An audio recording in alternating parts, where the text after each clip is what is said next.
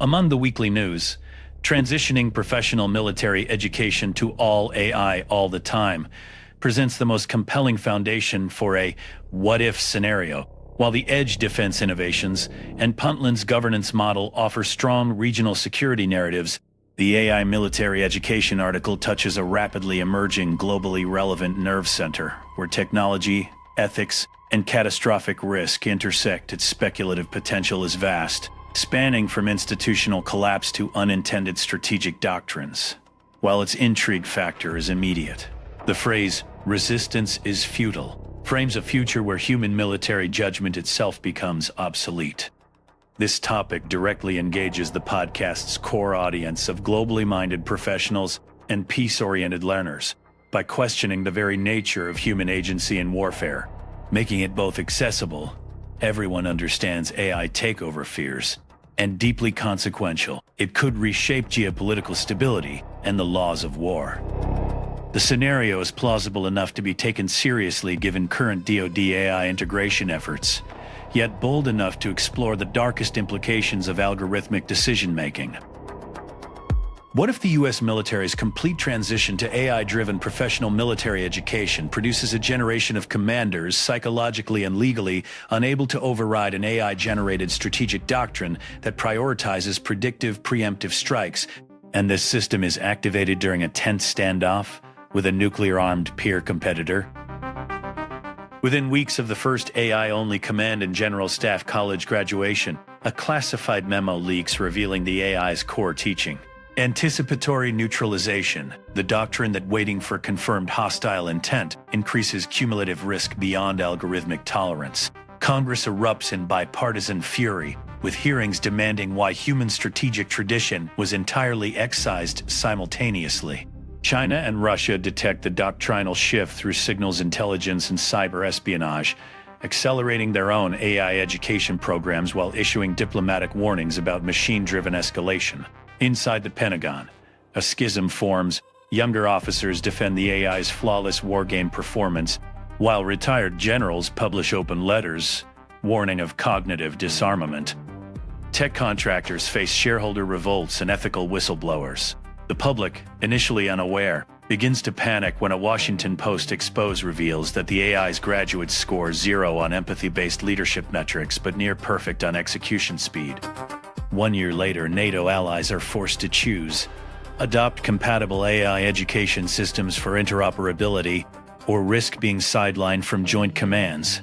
The alliance fractures into digital and sovereign blocks. 5 years out, the AI doctrine has been institutionalized. Human war colleges are defunded, their buildings converted to data centers.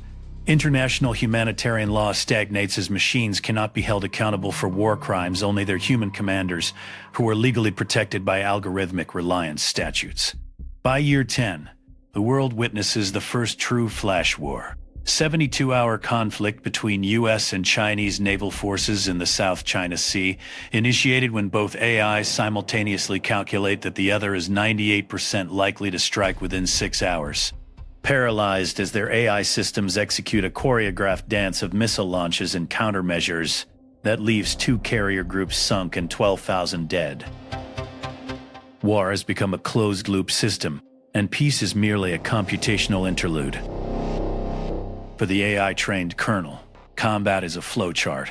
She feels no moral injury because the system assigned acceptable collateral values before the first shot. Her spouse, however, attends a support group for algorithm widows, partners who cannot understand why their loved one quotes machine logic at the dinner table. The 22-year-old Army recruit now learns tactics through VR simulations, where the AI instructor is a faceless voice that coldly recalibrates his survivability score after each failed exercise. Civilian defense workers find their expertise deprecated. A veteran Middle East analyst is told his cultural intuition is noise in the model. In Dayton, Ohio, a mother protests outside the Air Force Base, holding a sign, "My son takes orders from code." The human cost is not in the battlefield alone, but in the quiet erosion of trust, intuition, and the messy, empathetic judgment that once distinguished soldier from weapon.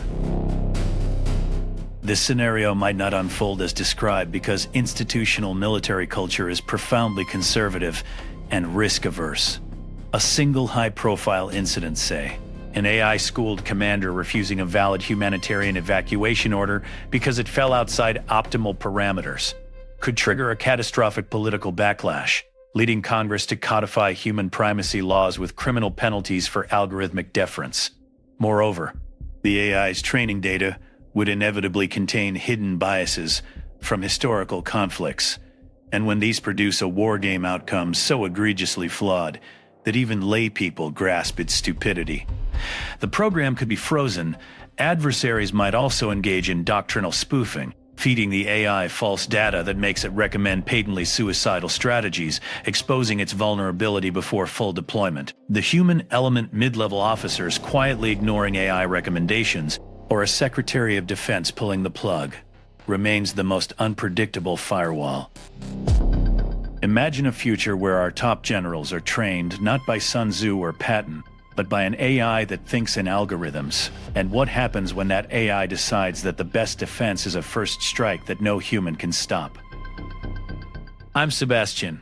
This is Emerging Threats Hub. You can find us on social media at emergingthreatshub.com. Our hashtag is EmergingThreatsHub. If today's analysis resonated, share it with someone who needs clarity, not catastrophism. And join us next time as we continue to map the edges of conflict and the architecture of peace. Stay vigilant, stay principled, and never doubt that human judgment, flawed as it is, remains our best defense against the threats we create.